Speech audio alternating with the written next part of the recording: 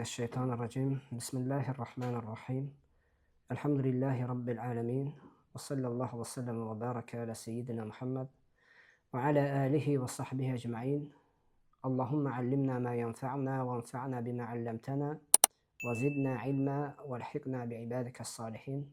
Esselamu aleyküm ve rahmetullahi ve berekatuhu değerli kardeşler. Hatırlayırsınızsa biz bundan əvvəl yeni həmbəllər varmı və əqidəmiz olan təfvid və yanlış baxışlar haqqında 2 dərs etmişdik. Və həmin dərslərdə bir neçə sual ünvanlamışdıq. Və dedik ki, ilk öncə yeni həmbəllər varmı? Birinci sual bunu qoyduq. Və həmçinin həmin dərslərdə tarix boyu əsər əhlinin, yəni həmbəli imamlarının etiqadda və üsulda qələmə aldığı bir neçə kitabın adını çəkdik. Və bildirdik ki, müqabilimizdə olan insanlara, elm adamlarına, əgər siz iddianızda doğrusunuzsa, buyurun bu kitablardan bizə gətirin ki, ispat edin ki, həmbəli imamları xəbəri sifətlərin mənasını Allah Teala'ya həvalə etməyiblər. Çünki biz bu kitablara nəzər yetirdikdə görürük ki, həmbəli imamları bu əqidəni ispat etdikdə, bu əqidəni isbatı üçün İmam Əhməddən bir çox rəvayətlər gətiriblər. Bir çox rəvayətlər gətiriblər. Və bu əqidəni İmam Əhməd ibn Həmbələ nisbət edirlər. Həmçinin bildirdik ki, imamlarımızdan Şeyxülislam İbn Teymiyyə rahiməhullah bu məsələdə sələfin məzhəbinə müxalif olmuşdu.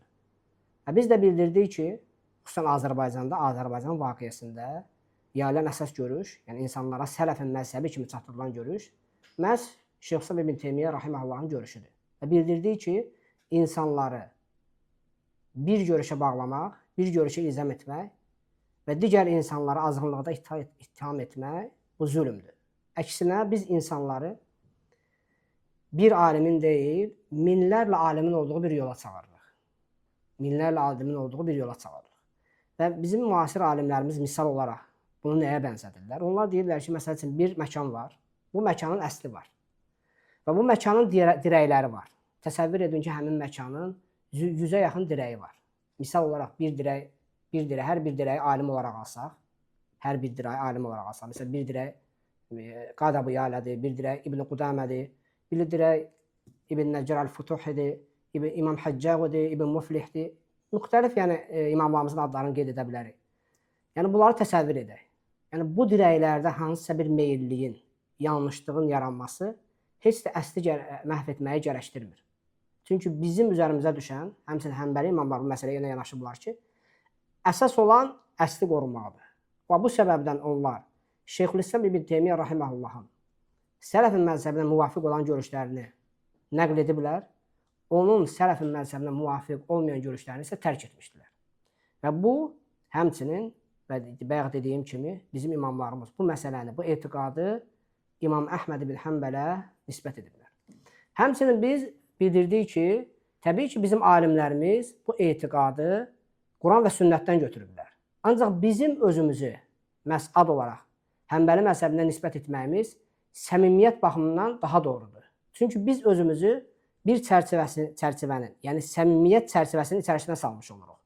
Çünki bizim səmimiyyətimizi görmək istəyən insanlar, bizim səmimiyyətimizi, yəni doğru danışdığımızı görmək istəyən insanlar həmin kitablara başvurub bizim yanlış və yaxud doğru danışdığımızı təsbit edə bilərlər. Çünki günümüzdə zaten istər batil tayfalar olsun, istər haqq əhli olsun, hər kəs özünü Quran və sünnətdən nisbət edir. Təbii ki, bizim alimlərimiz bu etiqadı Quran və sünnətdən götürüblər. Yəni, sələf də bu etiqadı Quran və sünnətdən götürüb, onu özündən sonraki nəsillərə ötürmüşdür. Bizim isə, yenə də bayaq dediyim kimi, özümüzü həmbəli məzhəbinə nisbət etməyimiz bu, yəni səmimiyyəti ortalığa qoymaqdan ötürüdür. Və həmçinin bildirdik ki, müqabilimizdə olan, yəni müasir sələfilik cərəyanı, yəni bizim də alimlərin qeyd etdiyi kimi böhtancı bir tayfadır. Misal olaraq o tayfanın çox and içən elm adamlarından biri bir iddiada bulundu. Bildirdi ki, güya həmbəli imamları, həmbəlilər Allahın uzaqlığını isbat etmirlər.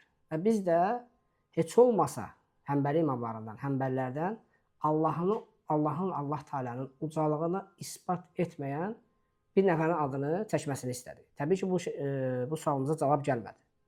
Həmçinin onların başqa bir nümayəndəsi bildirir ki, əslində həmbəli imamları içərisində əşarilik yayılmamışdı. Yəni yayılmayıb. Yalnız onlardan Abdurrahman ibn Cavzi kimi imamlar təvil etməyə meyl ediblər və bu yeni həmbəlilər də həmin imamlar, onun kimi imamlara qayıdıblar. Təbii ki, bütün bu şeylər, o vaqiəmizdə baş verən bu şeylər həmin insanların nə qədər mürəkkəb cahil olduqlarının göstəricisidir. O əslində onlar nə edirlər? Onlar öz görüşlərini insanlara çatdırırlar və öz görüşlərində olmayan digər insanlara qarşı ədavət bəsləyirlər və məsələləri doğru üslubla, doğru şəkildə insanlara çatdırmırlar. Biz isə məsələləri insanlara doğru şəkildə və aydın şəkildə insafla çatdırdıqda onlar bunu necə qələmə verirlər? Fitnə kimi qələmə verirlər. Fitnə kimi qələmə verirlər. Hətta o məzhəbin, yəni müasir sələfi cərəyanın şeyxi olan həmin insan nə deyir? Biz bu məsələləri ədalət şəkildə çatdırdıqda bu elmi məsələlərə cavab verməkdən boyun qaçırıq. Yəni sələfin məzhəbinə tabe olan insanları, yəni əhlüsünnət məzhəblərinə tabe olan insanları təkfirçilikdə, xavarizlikdə ittiham edir. Əslində biz baxsaq, yəni fiqh olaraq da baxsaq, yəni etiqad olaraq da baxsaq, əslində onlar özləri üsul olaraq təkfirçiliyi özləri daşıyırlar. Çünki əslində qardaşlar, təkfirçilik nədir ki? Təkfirçilik təkcə bir insanın digər bir insanı təkfir etməsi deyil, mücərrəd olaraq. Əgər sən özündən başqa bütün insanları batıl üzərə görürsənsə, özündən başqa bütün firqələri batıl üzərə görürsənsə, bu təkfirçiliyin özüdür. Hətta biz deyə bilərik ki, məsələn, onların özlərinin də tez-tez səsləndirdiyi bir fikir var. Daim tez-tez səsləndirirlər bu fikri ki, misal olaraq xavarizlər böyük günah sahiblərini təkfir edirlər. Biz onların tövhid və şirk barəsində etiqadlarına baxsaq, o məsələlərin incəliklərini araşdırsaq, görərik ki, onlar əhlüsünnət məzhəblərinin nəinki günah, mübah və müstəhəb gördüyü məsələləri küfr və şirk olaraq qiymətləndirirlər. Və əslində buradan da aydın olur ki, əslində təkfirçiliyi xaricinin, əsillərin əhlüsünnət məzhəblərinə müntəsib olan insanlar deyir, məhz onlar özləri daşıyırlar. Bizimcə təbii ki, bu dərslərimizdə mövzumuz bu deyil, qardaşlar. Biz əsasən bu dərslərdə Allah-u Teala'nın xəbəri sifətləri barəsində danışmağa başlayacağam, yəni söz açacaq. O məsələlər barəsində silsilə dərslər edəcək. Sadəcə bu məsələni yəni, nə üçün qeyd etdim? Yəni yerinə düşən məsələ idi deyə qeyd etdim. İnşallah gələcəkdə təbii ki, tövhid və şirk haqqında, yəni o barədə müəyyən dərslər edəcək inşallah. Və onların gətirdiyi batıl şübhələrə cavab verəcək Allahın izni ilə. Və biz də nəyə qərar aldıq? Qərarı aldıq ki, əgər onlar Həmbəli imamlarının, yəni əsər əhlinin məzhəbini çatdırmaqdan acizdirlərsə, biz bu məsələləri özümüz çatdırarıq. Bunu da nə üçün edirik? İlk öncə haqqın ortalığa çıxması üçün edirik. Yəni niyyətimiz budur. Həmçinin sıravi müsəlmanları doğru şəkildə din bilgisi ilə bilgiləndirmək istəyirik. Həmçinin gəlmiş keçmiş imamlarımızın yolunu, yəni onlara atılan bu iftiranı, yəni onların haqqını qorumaq istəyirik. Həmçinin yaranmış iyrənc mənzərə barəsində, yəni iyrənc mənzərəni aradan qaldırıb, doğru şəkildə insanlara din bilgilərini çatdırmaq istəyirik. Və təbii ki, bilirsiniz ki, biz dərslərimizdə danışırdıq ki, onlar iddia edirlər ki, yəni biz yeni həmbəliyik və biz etiqadımızı, yəni qədim alimlərdən, sələf imamlarından götürməmişik. Və mən bu ilk dərsdə bir neçə nəql oxuyacağam və onların gətirdikləri bir neçə şübhəyə cavab verəcəm. Və oxuyacağımız birinci nəqil İbn Məndah Əl-Həmbəlidəndir. Rahiməhullah Tövhid kitabında buyurur. Qalə Yahya ibn Ma'in, Səmihtu Zəkəriyyə ibn Adi, yəsəl vəkiən ən hədihil əhədisi, yəni fis-sifati. Və qalə rəaytu İsmail ibn Əbi Xalid və Mis'aran və Süfyanə yarvunəhə və la yüfəssirunə. Qalə Əbu Məs'ud və həkəzə nəqulu və nərvihə. Yahya ibn Ma'in rahiməhullah dedi, Zəkəriyyə ibn Adi adlı şəxsin Vəkidən həmin hədislər, yəni sifətlər barədə gələn hədislər haqqında soruşduğunu eşitdim. O dedi, mən İsmail ibn Əbi Xalidi, Mis'arı və Süfyanı gördüm. Onlar həmin hədisləri rəvayət edib, onu təfsir etməzdilər. Əbu Məsud belə dedi. Biz də bu cür deyir və bu cürdə rəvayət edirik. Buradan bizə zahir olan nədir, qardaşlar? Buradan bizə zahir olan odur ki, İlk öncə biz baxırıq ki, sələf imamlarına bu barədə suallar veriblər. Yəni Allah Taala'nın sifətləri barəsində suallar verirdilər. Və bir öncə bilmək lazımdır ki, onlara məhz xəbəri sifətlər haqqında sual verirdilər. Yəni sələf imamlarına gəlib əqli sifətlər haqqında soruşmurdular. Yəni belə bir şeyə rast gələ bilmərik ki, gəlsinlər soruşsunlar ki, misal olaraq Allah qüdrət sahibidir. Bu nə deməkdir? Allah görür, bu nə deməkdir? Yox.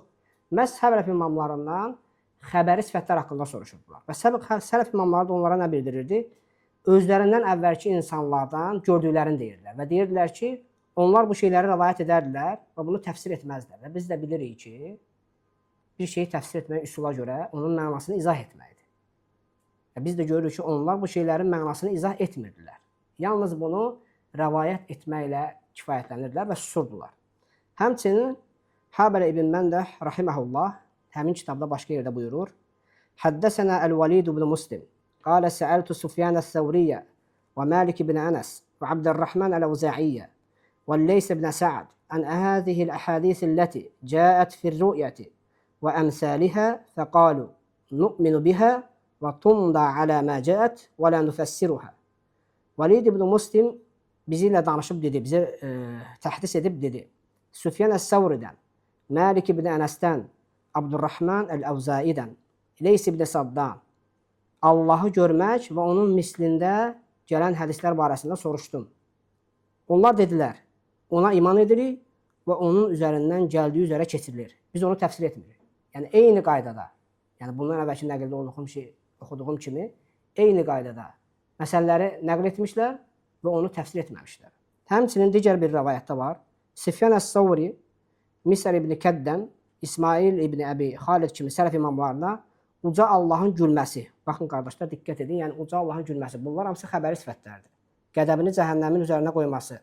Və buna bənzər hədislər barəsində sual verildikdə onlar demişlər: Nəhnu izə su'ilna an təfsirihə la nufəssiruhə və mə ədraktu əhədən yufəssiruhə. Biz onun təfsiri barəsində soruşulduqda onu təfsir etmirik. Onu təfsir edən heç bir adama da rast gəlməmişəm. Həmçinin Sufyan ibn Uyeynə buyururdu ki, Kullu mə vasafallahu bihi nəfsəhu fi kitabihi fətəfsiruhu tilavatuhu və sukutu aleyh. Uca Allahın kitabında özünü vəsf etdiyi hər bir şeyin təfsiri onun oxumaq və onun barəsində susmaqdır. Və biz də burada görürük ki, oxuduğumuz hələ ki bu nəqillərdə görürük ki, onlar bu məsələləri özlərindən əvvəlki elm adamlarından rəvayət edirlər və hamısı nəyi nəql edirlər bizə əsas olan? Bu məsələləri rəvayət edib, onu təfsir etməməyi və bu barədə susmağı rəvayət edirlər. Misal olaraq biz İmam Lələkəinin rahiməhullahın təlif etdiyi Usul-ül İtiqad kitabına baxsaq, o İmam Muhammed ibn Həsənin rahiməhullahın belə dediyini nəql edir. Ərəbcəsini oxumayacağam çünki uzundur. Yəni Şərqdən qərbəcən olan fəqihlərin hamısı yekdil olmuşlar ki, Quranda və həmçinin güvənli ravilərin Allah Rasulü sallallahu aleyhi və səlləmdən rəvayət etdikləri hədislərdə gələn uca Allahın sifətlərinə iman etmək gərəkdir. Onu dəyişmək, vəsf etmək və bənzətmək olmaz. Əgər günümüzdə bir kimsə ondan hər hansı bir şeyi təfsir etsə, Peyğəmbərin sallallahu aleyhi və səlləmin yolundan çıxmış və cəmaatdan ayrılmışdır. Çünki onlar onu vəsf etməz, yəni zahirinə uyğun olmayan vəsflə vəsfləndirməz və təfsir etməmişlər. Onlar ancaq Quranda və sünnətdə gələn şeylərlə fətva vermiş və bu barədə susmuşlar. Biz də görürük ki, yəni eyni ilə bundan əvvəlki nəqillərdə olduğu kimi məsələləri kimə qaytarırlar? Özlərindən əvvəlki sələf imamlarına və sahabələrə. Çünki sahabələr bu barədə susmuşdur. Bizə sual verirsə ki, nəyə görə Həmbəli imamlar barədə susublar? Çünki Həmbəli imamları sələfin məzhəbinə nəzər yetirmiş və onların bu barədə gələn görüşünün nə olduğunu görmüşlər. Görürlər, onlar bunu ancaq rəvayət edib, təfsir etmədən susublar bu barədə və buna iman gətirmişlər. Həmçinin bu barədə biz dərslərimizdə qeyd etmişdik ki, misal olaraq İmam Əhməd İbn Həmbəl rahiməhullahın məşhur sözü var. Yəni o deyir ki, la keyfə və la mə'na. Və yaxud başqa bir yerdə İmam Əhməd rahiməhullah buyurur ki, biz onun möhkəminə də, mütəşabihinə də iman gətirdik. Əslində biz də bilirik ki, usul elminə görə, yəni bizim alimlərimiz onu qeyd edirlər. İnşallah biz gələcək dərslərimizdə o məsələlər barəsində ayrıca danışacağıq inşallah. Nə edirlər? Deyir ki, möhkəm yəni mənası aydın olan şeylərdir. Mütəşabih mənası qapalı olan şeylərdir. Həmçinin İmam Əhməd rahiməhullah istiva sifəti barəsində söz açarkən belə buyurur. İstava kəmə əxbəra lə kəmə yaxturu lil-bəşər. Uca Allah insanın ağlına gəldiyi kimi yox, özünün xəbər verdiyi kimi istava etmişdir. Həmçinin Həmbəli təfsirçilərindən biri olmuş İmam İzzüddin Ər-Ras'ani buyurur. Qaidətü məzhəbi imamina fi həzəl bəb ittiba'us sələfis salih فَمَا تَأَوَّلُوهُ تَأَوَّلْنَاهُ وَمَا سَكَتُوا عَنْهُ سَكَتْنَا عَنْهُ مُفَوِّضِينَ عِلْمَهُ إِلَى قَائِلِهِ مُنَزِّهِينَ عَمَّا لَا يَلِيقُ بِجَلَالِهِ. Bu mövzu ilə əlaqəli bizim imamın, yəni Əhməd ibn Həmbəlin məzhəbində olan qayda salih sələfə tabe olmaqdır. Biz onların təvil etdikləri şeyləri təvil edir, susduqları şeylər barəsində susuruq. Biz onun elmini danışana həvalə edir və Allahın cəlalına yaraşmayan şeyləri ondan uzaq tuturuq. Həmçinin Vazir ibn Hübeyra Əl-Həmbəli buyurur: Sifətlər barədə gələn xəbərlər haqda düşündüm və səhabələrin, habelə tabinlərin güclü elmə sahib olmalarına rəğmən onun açıqlaması barəsində susduqlarını gördüm. Onların bu şey barədə susmalarının səbəbinə nəzər yetirdim və bunun həmin sifətlərlə vəsf olunan uca Allaha qarşı olan heybətlərindən, yəni qorxularından doğduğunu anladım. Çünki həmin sifətləri təfsir etmək yalnız və yalnız Allaha bənzərlik verməklə olur. Allah Teala, uca Allah buyurur Nəhl surəsində: "Fələ tadribu lillahi'l əmsal." Allaha heç kəs bənzətməyin. Təfsir alimlər bunu belə açıqlayıblar. Habelə şeyx deyərdi: həmin sifətlər nə həqiqət, nə də ki məcaz üzrə təfsir edilməz. Çünki onu həqiqətə daşımaq bənzətmədir, onu məcazi olaraq açıqlamaq isə bidətdir. Yəni burada İmam Rahiməhullah nə bildirmək istəyir? Yəni bizim lüğətdə bildiyimiz həqiqətlər mənalara daşımırdılar onu. Çünki onu təfsir etmirdilər lüğətdə olan mənalarla, xəbəri sifətləri. Və həmçinin nəyi bilir? Çünki biz desək ümumiyyətlə, yəni burada həqiqət deyəndə biz bilirik ki, Allah Taala'nın sifətinin həqiqətləri var, yəni mənaları var, həmçinin mənaları da var, həqiqəti də var. Yalnız biz onu nə edirik?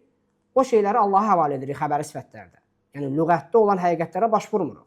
Həmçinin burada nə bilir? Həmçinin onu təvil etmək nədir? Bidətdir. Yəni bizim məzhəbdə mötəməd olaraq bərqərar olandan görüş odur ki, Həmbəli imamları qatında təvil etmək haramdır. Haramdır. Təbii ki, biz bu məsələlər barəsində danışdıqda müqabilimizdə olan müasir sələfi cərayinin nümayəndələri müxtəlif şübhələr gətirirlər. Və biz də onlara bildiririk ki, sələf imamları bu sifətləri təfsir etməyiblər. Onların bir neçə şübhəsi haqqında danışacaq. Onlar bildirirlər ki, yox, onlar bu sifətləri nə üçün təfsir etmirdilər? Çünki onlar bu şeyləri başa düşürdülər. İlk öncə bizim imamlarımız bu məsələyə necə cavab verir? Onlar bildirirlər ki, İmam Şafinin məşhur sözünü qeyd edirlər. Deyirlər ki, ilk öncə susan insana söz nisbət edilməz. Biz susan insana söz nisbət etmirik. Çünki bugün bir insanın 1200-1300 il əvvəl hansısa bir sahabənin sustuğu şey barəsində onu açıqlaması elmdən uzaq olan bir şeydir. Bu səbəbdən bizim alimlərimiz bu sözə sadiq qalaraq, yəni qızıl bir qaydanı zikr edirlər. Onlar deyirlər ki, sahabələr, yəni sələf nəyi təvil edirsə biz onu təvil edirik.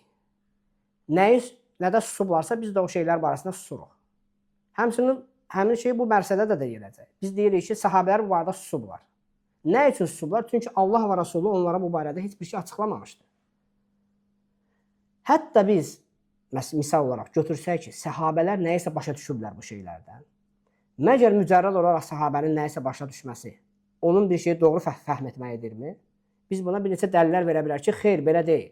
Yəni əslində bu məsələ təbii ki, biz deyirik ki, sahabələr bu arada susublar. Ancaq biz məsələ nümunə verə bilərik ki, ola bilər ki, Allah Taala'nın kitabında indirdiyi bir şeyi sahabə yanlış fəhm etsin. Misal olaraq Adiy ibn Hatim adlı sahabə Allah Taala'nın oruzluq ayəsində gələn muradını yanlış anlamışdı. Allah Taala nə buyurur? Allah Taala buyurur ki: "Və kulu vəşrabu hatta yetəbəyyənə lakumul xaytul əbyadu minəl xaytil əsvad minəl fəcr." Yəni Allah Taala bu ayədə ağ sap, qara sapdan seçilənə kimi onlara yeyib içməyi əmr etmişdi. Səhabə onu ayənin zahiri üzrə başa düşmüşdü. Halbuki yəni öz yastığının altına qara və ağ sap qoyardı. Ta ki qara sap, ağ sapdan seçilənə kimi yeyərdi, yeyib içərdi. Bunu Allah Rasulü sallallahu əleyhi və səlləm bildirdi. Allah Rasulü onu bildirir ki, Allahın muradı bu deyil. Yəni Allah Taala'nın muradı nə idi bu ayədə? Yəni dar yerinin sökülməsi idi. Başqa bir misal verək. Peyğəmbərimiz sallallahu əleyhi və səlləm öz zövcələrinə bildirirdi ki, sizlərdən mənə ən tez qovuşanı əli ən uzun olandır. Yəni həmin Peyğəmbər sallallahu əleyhi və səlləm zövcələri əllərini ölçürlər. Halbuki Allah Nəbisi sallallahu əleyhi və səlləmin burada qəsdi o hansının çox infaq verməyə, sədaqə verməsi idi. Yəni bu Allah Rasulü sallallahu əleyhi və səlləm sözündə olan muradı onlardan hansının çox sədaqə verməsi idi. Həmçinin bizim gətirdiyimiz dəlillərə, yəni cavab olaraq deyilə bilər ki, bu sifətlərin təfsir edilməməsi, yəni bunların təfsir edilməməsinə etiraz olaraq bildirə bilərlər ki, əksinə sələfdən, yəni İbn Abbasdan, Mücahiddən, həmçinin Əbu'l-Aliyədən bir sıra bu sifətlərin təfsirinə aid bir çox rəvayətlər gəlir. Biz ilk öncə onlara nə deyirik? Biz bildiririk ki, sələf imamlarından bu barədə müəyyən təfsirlərin gəlməsi ilə bərabər, həmçinin sələf imamlarından həmçinin bir çox sifətlərin təvili də gəlmişdir. Misal olaraq İmam Əhməd ibn Həmbəldən Allah Taala'nın məci gəlmə sifətini İmam Əhməd ibn Həmbəl necə açıqlayır? Bir rəvayətdə açıqlayır ki, onun savabının gəlməsi kimi açıqlayır. Həmçinin İmam Buxari Allah Taala'nın vəcih sifətini, yəni onun mülkü kimi açıqlayır. Həmçinin Şureyh əl-Qadi, tabiin təbəqəsindən olan bir imamdır. O Allah Taala'nın təəccüb sifətini inkar edirdi. Və yaxud imamlarımızdan İbn Battah Allah Taala'nın təəccüb sifətini təvil edir. Yəni məhəbbəti kimi açıqlayır. Qad Əbu Ya'lə imamımız ona yəni bu məsələdə rəddiyə vermişdir təbii ki. Yəni biz görürük ki, sələf imamlarından müəyyən məqamlarda təfsirin və yaxud təvilin gəlməsi heç də onların məzhəbinin, yəni bu xəbəri sifətlərin təfsir edilməsi olduğunu göstərmir. Çünki nəyə görə? Çünki əgər desələr ki, yox, onlardan gələn bu təfsir onu göstərir ki, onunla Allah Taala'nın sifətləri, xəbəri sifətləri təfsir edilir. Onda biz digər sifətlər barəsində də onlardan, onun təfsir edilməsi barəsində onlardan sözlər istəyəcək. İkinci məsələ, əgər onlar bizə qarşılıq olaraq bildirsələr ki, yox, sələfin sözlərində gələn təvil, gələn bu nəqillər zəifdir, eyni ilə biz onlara qarşılıq olaraq bildirəcəyik ki, sizin sələf imamlarından, İbn Abbasdan, Mücahiddən və Əbu'l-Aliyədən gələn həmin nəqillərdə illətlərdən xali deyil. Misal olaraq, Buxari rahimehullah Mücahiddən və Əbu'l-Aliyədən gələn nəqilləri, yəni həmin hədisləri müəlləq olaraq qeyd edir. Biz də bilirik ki, ümumiyyətlə İmam Buxarinin müəlləq olaraq qeyd etdiyi hədislər, həm səhih hədislər var onun içində, həm də zəif hədislər var. Həmin hədislər zəif hədis hökmündədir. Zəif hədis hökmündədir.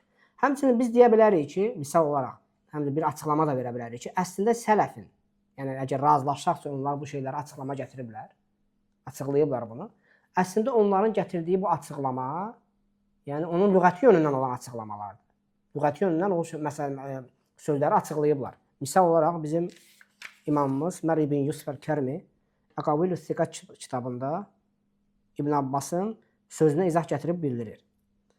Qultu və ləalləl muradə ənə həzə innəmə huvə təfsirun limucərrədi mə'nə asl istivai fəinnəhu l-istiqraru kəmə fi qavlihi təalə və istəvət aləl cudi və qavluhu fəizə istəvəytə əntə və mən məəkə aləl fulk. Dedim, çox güman ki bu sözlər sadəcə istiva kəlməsinin əsli etibarı ilə mənasını təfsir etməkdir. Yəni onun lüğəti yönündən o məsələləri təfsir etməkdir. Bu da qərarlaşmaqdır. Misal üçün Ucal Allah buyurur, Cəmi Cudi dağında üzərində qərar tutdu Hud surəsində. Həmçinin buyurur, Allah Taala buyurur, sən yanında olanlarla bir yerdə, birlikdə, gəmidə qərar tutduğun zaman. Möminin surəsi 28-ci ayə.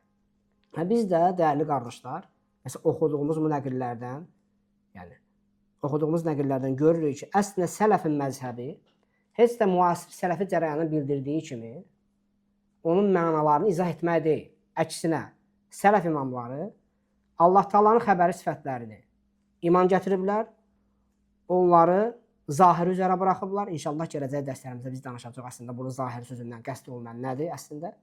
Və həmçinin o sifətləri təfsir etməyiblər və bu barədə susublar. Və onların da bir şübhəsi də var ki, yəni bu dönəmlərdə xüsusən onu yayırlar. Onlar deyirlər ki, əslində onların əgər biz o sifətləri təfsir etməsək, elə çıxır ki, biz Qurani-Kərimdə gələn bir çox ayələrin mənasını bilmirik. Əslində bu məsələni başqa yerə yönəltməkdir. Çünki biz sələf imamlarının açıqlamalarına baxsaq, onlar demirlər ki, biz ayələrdən, hədislərdən ortalığa çıxan mənanı bilmirik. Misal olaraq Allah Taala Qurani-Kərimdə bildirir ki, mən Adəmi 2 əlimlə yaratdım.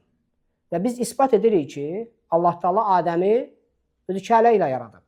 Yəni bizim Allah Taala'nın yədeyn sifətini təfsir etməməyimiz heç də bizim o ayədən hansısa bir mənanı başa düşməyimiz deyil. Misal olaraq biz başa düşürük ki, Allah Taala onu şərəfləndirmə yönündən əlavə məziyyət olaraq, əlavə xüsusiyyət olaraq onu 2 əli ilə yaratmışdır. Həmçinin Allah Taala'nın misal olaraq Peyğəmbər sallallahu aleyhi və səlləmin hədisdə buyurduğu kimi gecənin son 1/3-də dünya səmasına enməsi, nüzul etməsi. Yəni həmin hədisdən bizim götürdüyümüz fayda odur ki, həmin vaxt dualar daha tez qəbul olunur. Yəni istiğfar diləyənlərin isə günahları bağışlanır. Ancaq biz mücərrəd olaraq nuzul sifətinə gəldikdə isə biz onun mənasını Allah Taalaya həvalə edirik. Yəni bizim hansısa ləfzlərin, istər Qurani-Kərimdə, istər Peyğəmbər sallallahu əleyhi və səlləmin sünnəsində gələn ləfzləri təfsir etməməyimiz heç də həmin ləfzlərlə gələn ayələrin mənasını bilməməyimiz demək deyil.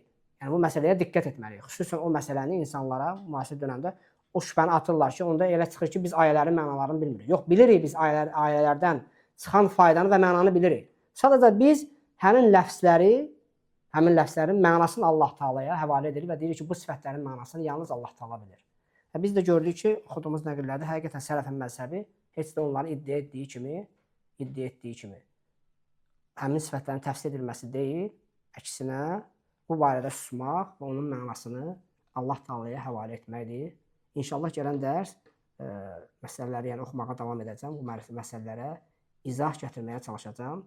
Təbii ki, biz bu şeylərdə Allah Taaladan müvəffəqiyyət diləyirik. Allah Taala bizi müvəffəq etsin. Velhamdülillahi Rabbil alemin.